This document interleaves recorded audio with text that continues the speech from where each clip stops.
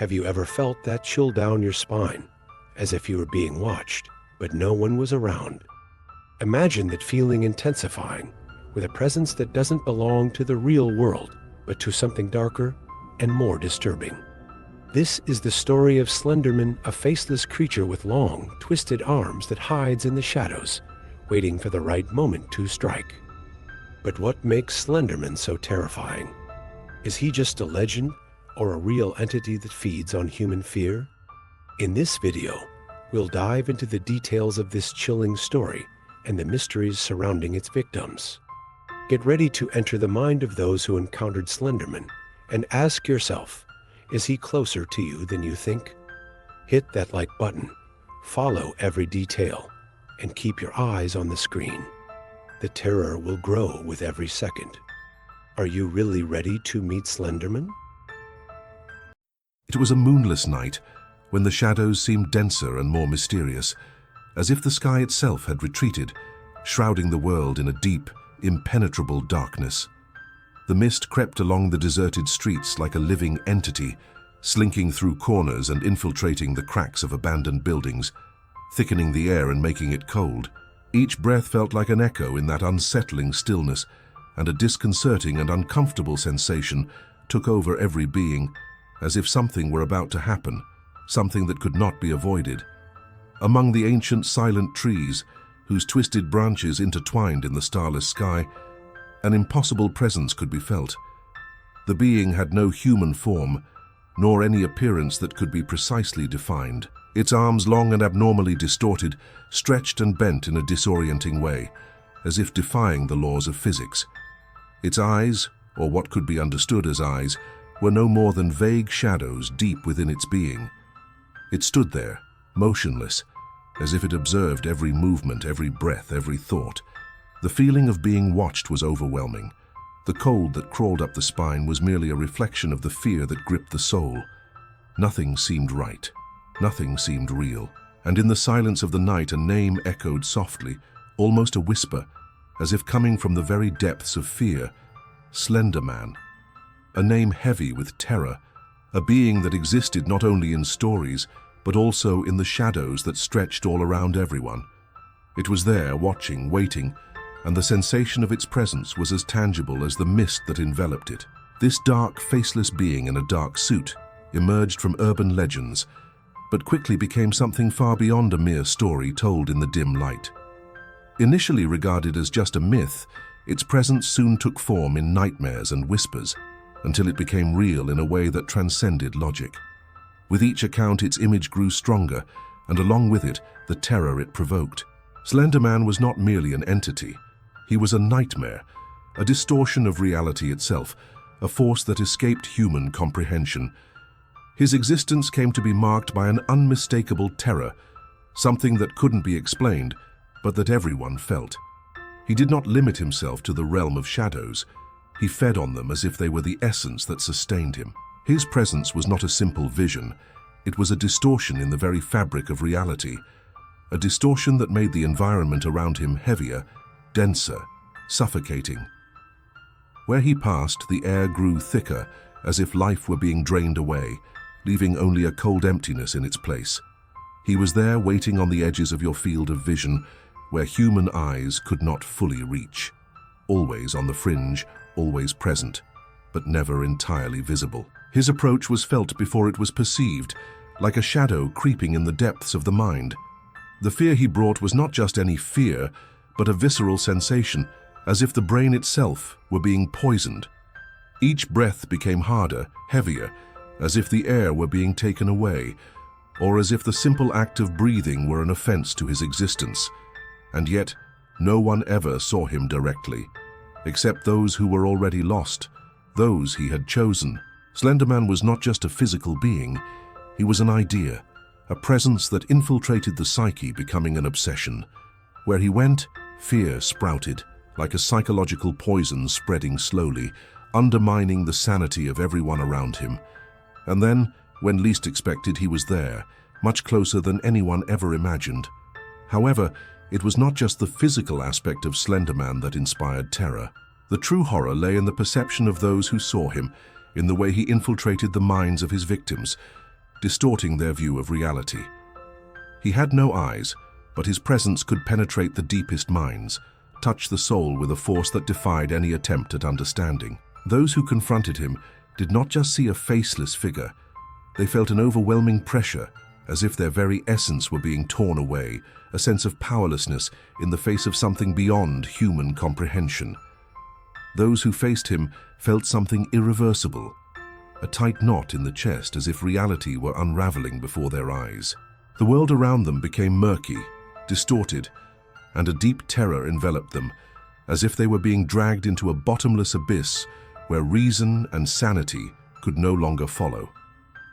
The fear was not just physical, but a psychic sensation, a deconstruction of the mind, making time and space lose all meaning. The air grew thicker, colors faded, and all that remained was the unbearable weight of his presence. Slenderman never spoke. It wasn't necessary. His silence was more deafening than any scream. He communicated with the soul of those who saw him, and this contact, this connection, was the true terror. Each second in his presence dragged on like an eternity, where the simple act of breathing was a constant reminder that there was no escape. He didn't need words, for his silence was the most eloquent of speeches, a warning that there was no salvation, that the mind was already marked, and that there would be no return to the normal world. And so the true violence of Slenderman was not in what he did physically, but in what he caused inside those who encountered him. He did not limit himself to chasing. He took, he destroyed, he made fear an intimate, excruciating experience, leaving survivors with the sense that they had been touched by something so ancient and immeasurable that they could never recover. The victims of Slenderman were usually those who were most vulnerable, most lost, with something broken inside them. They carried invisible wounds, deep scars that could not be seen, but made them easy prey for the dark being. He found them with terrifying precision, as if he knew exactly where the deepest despair and fear were hiding, waiting for the right moment to infiltrate. No matter how distant or isolated they were, Slenderman knew where to look, where the shadows of doubt and loneliness became denser, easier to manipulate. He was like a shadow slipping into the cracks of their minds, a specter that silently spread, growing as the target became more fragile. Physical pursuit was not necessary. He knew how to find the exact fissure, the crack in the soul that would allow his presence to take form. Gradually he became part of the thought, an inescapable idea that no one wanted, but was there, expanding, growing larger with every passing second. Slenderman manipulated, played with the deepest insecurities and fears of his victims.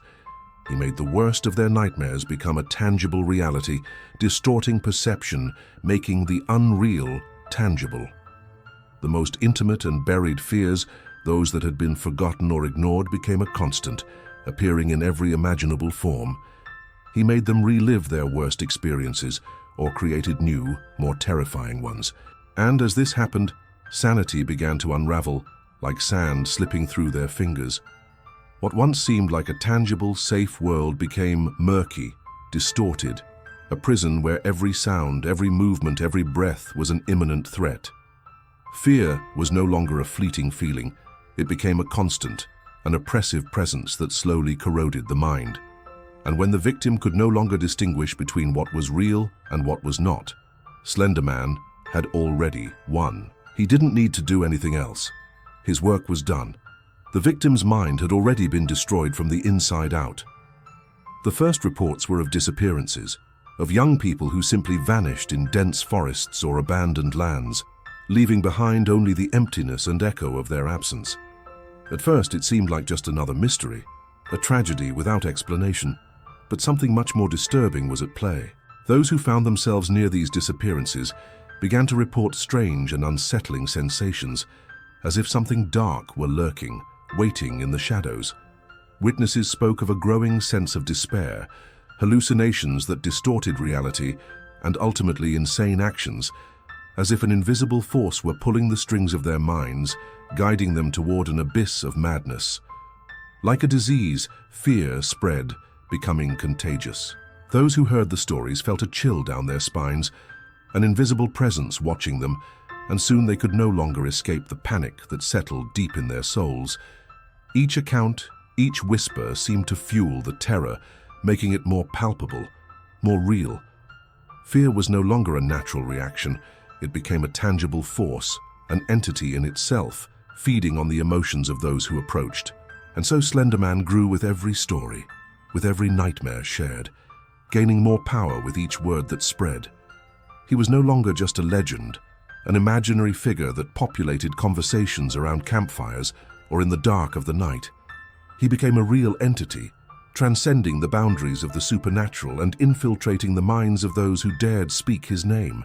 His power lay in the fear he generated, and he fed on it, growing stronger with each whisper, with each story told, like a monster nourished by the shadows of the human psyche itself. Slenderman no longer needed to appear physically. He was already present in every nightmare, in every obsessive thought, in every person who, even unknowingly, helped perpetuate his existence. He was the personification of collective fear, and now he spread like a plague, impossible to stop. The most disturbing story came from two girls, too young to comprehend the gravity of their actions, yet deeply obsessed with the sinister figure of Slenderman. They surrendered to a macabre belief, fueled by the legends circulating around them, by the idea that by committing an unthinkable act, they could finally catch his attention. They believed that by submitting to the unknown and the unnameable, by committing a terrifying sacrifice, Slenderman would manifest, accept them as his followers, and introduce them to his dark world. It was a collective delusion, a desperate search for something that transcended reality and reason. What these girls did not know was that by giving in to this impulse, they were about to become pawns in a much more macabre and cruel game than anyone could have imagined. They committed the unthinkable, an act of violence immersed in terror and confusion, in an attempt to attract the dark being. And that's exactly what happened, but in a horrible way, one they could never have predicted. Slenderman did not appear physically before them, but his presence was felt in an even more terrifying way. He entangled them in his macabre game, infiltrating their fragile minds, manipulating them with a diabolical skill. The fear and obsession they had for him came to dominate their lives in an irreversible way. What once seemed like a quest for acceptance, for something greater, became a psychological prison. Slenderman did not embrace them. He destroyed them from the inside out. Each of their minds was slowly corrupted, transformed into a constant nightmare. The boundary between reality and delirium disintegrated, and as they tried to understand what they had done, they were consumed by guilt, paranoia, and Slenderman's relentless manipulation. The idea of being chosen by him, of becoming part of his dark existence, was the bait that lured them in. But what they didn't realize was that by accepting him, they had condemned themselves to a life of endless psychological torment. Slenderman made them believe that the path to his acceptance was through extreme violence, and by making that choice, they lost any chance of turning back. They became thus victims not only of their own fears and confusion, but of a much greater force that dragged them into the darkness of their own creation. Slenderman was not just a monster of shadows, he was the personification of collective fear, feeding on human hopelessness and weakness, and in the end, he destroyed them in the cruelest way, making them slaves to their own obsession. The act took place in a forest, where the heavy silence and shadows seemed to swallow everything around, creating a suffocating feeling, as if nature itself were trapping the air. The darkness, thick and oppressive, enveloped everything in its cold embrace. It was in this isolated setting, far from the world, that the girls, in a moment of delirium driven by a macabre obsession, committed a tragedy that reverberated across the globe. The story, initially a whisper in the air, quickly spread like wildfire, and the entire world trembled upon hearing what had happened. But as unimaginable as the tragedy was, the true horror lay in something much deeper. Slenderman, the figure they had believed would choose them, remained distant. He never appeared physically, never touched their lives in the way they had imagined. His presence was ethereal, invisible to the human eye, and he remained on the outskirts, like a specter at the edge of a reality that no longer seemed safe. He didn't need flesh and bone to exist. His essence was more powerful, more enduring. He was an idea that could never be eradicated, a psychological virus that silently spread, rooting itself in the minds and hearts of people. Slenderman was not just a figure of shadows, he was the shadows themselves, a distorted reflection of our worst fears and insecurities. He grew stronger with every story told, with every echo of the terror born from the tragedy. Wherever anyone remembered him, there he was, not physically, but somehow always present. He didn't need to be captured, for his true prison was the human mind. The fear he generated did not dissipate with time, but perpetuated itself, becoming an obsessive thought, something that clung to people's sanity and slowly corroded it. The world had changed after that act. Something irreversible had been broken, and Slenderman, though distant, was now a constant in the shadows of everyone's minds. He no longer needed to do anything. He had already won, becoming part of reality itself, where the boundaries between what was real and what was not had dissolved. The girls, in their search for something greater, had opened a door they could never close, and Slenderman fed on his own presence in the minds of all, immortalized in the darkness he had created. No one knew for sure what he wanted. Slenderman, with his nebulous and insidious presence, never seemed to have a clear purpose, something that could be understood logically. He didn't care for his victims in the way a physical monster would. He didn't consume or devour them in a brutal act. His power was more subtle, more psychological. He didn't leave marks on the body, but he deeply affected people's psyches, invading their minds, distorting their perceptions until they were completely lost. Slenderman's victims didn't just disappear physically. They disintegrated from the inside out, transformed into shadows of themselves, trapped in an endless nightmare where reality became a prison. Over time, speculation began about Slenderman's true nature. Some began to believe that he was not just a being from another world, an evil entity that came from the depths of shadows. No, he seemed to be something more complex, something that transcended physical laws. He became a representation of collective fear, a living manifestation of humanity's worst fears and anxieties. Slenderman did not exist for himself. He existed because humans feared his presence. He reflected what everyone wanted to ignore, what everyone preferred to keep at a distance. And with this, he became more real, more dangerous. His existence did not depend on concrete forms, but on the belief and fear he generated. The more people talked about him, the more he grew, becoming more powerful and uncontrollable.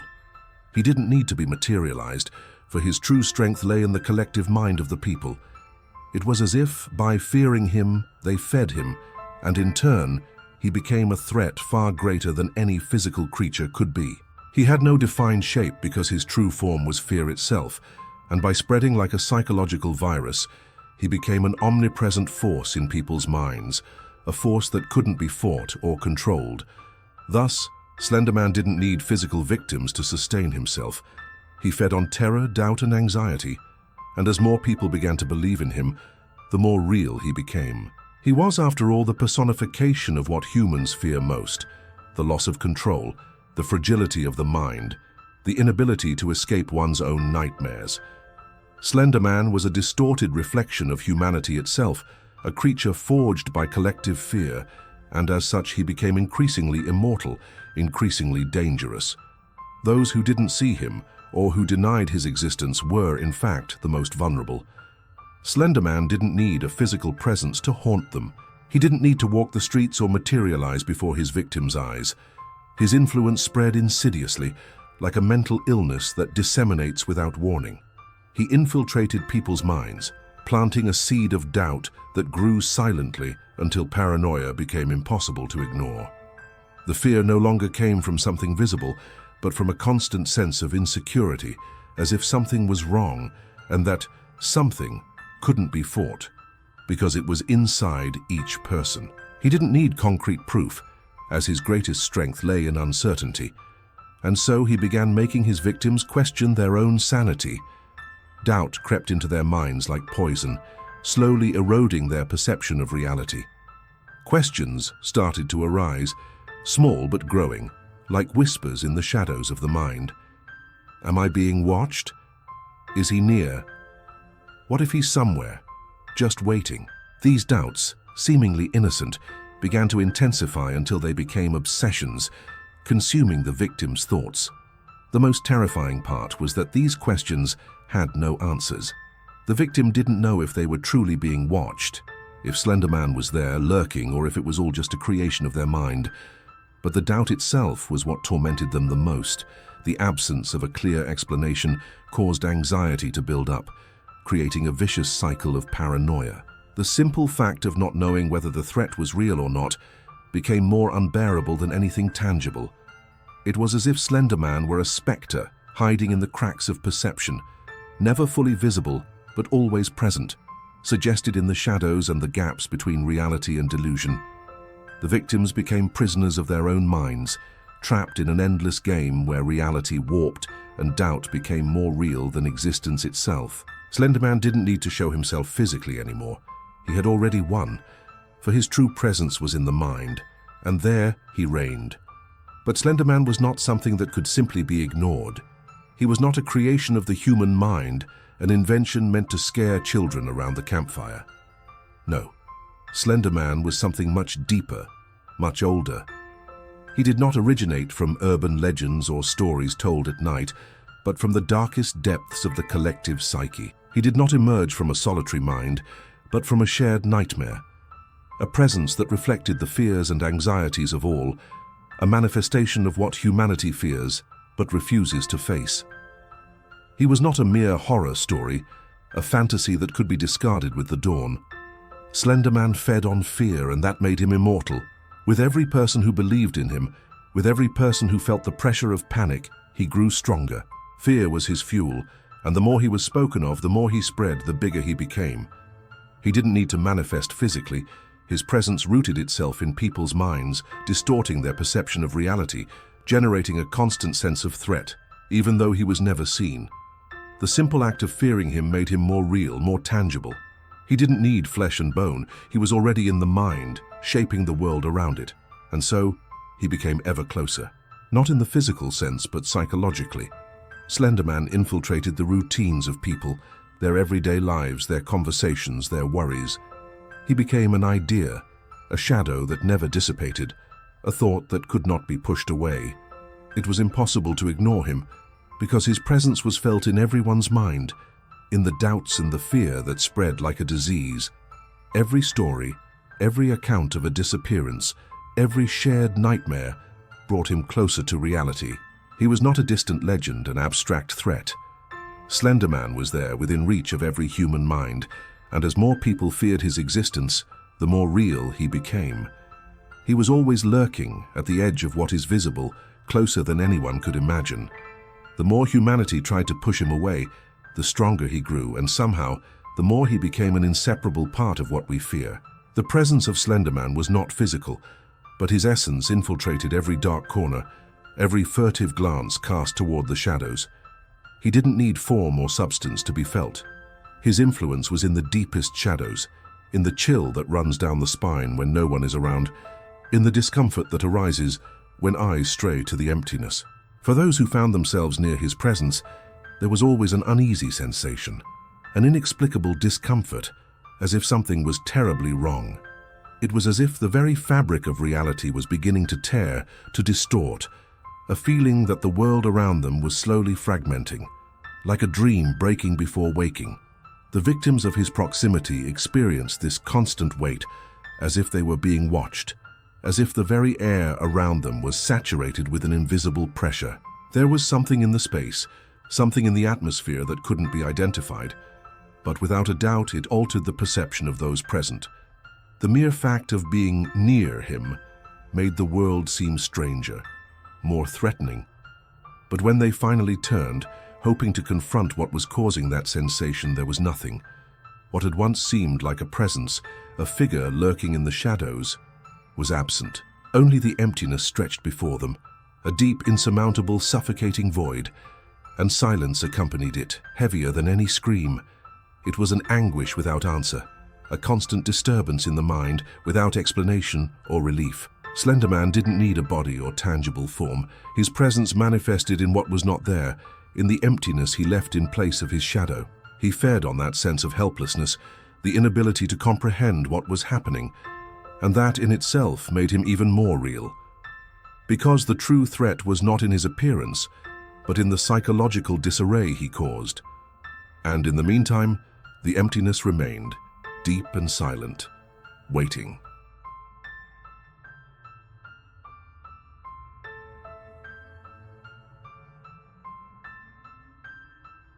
Thank you for watching. If you enjoyed the video, share it with your friends to spread the mystery and terror of Slenderman. The more people who know this story, the stronger it becomes.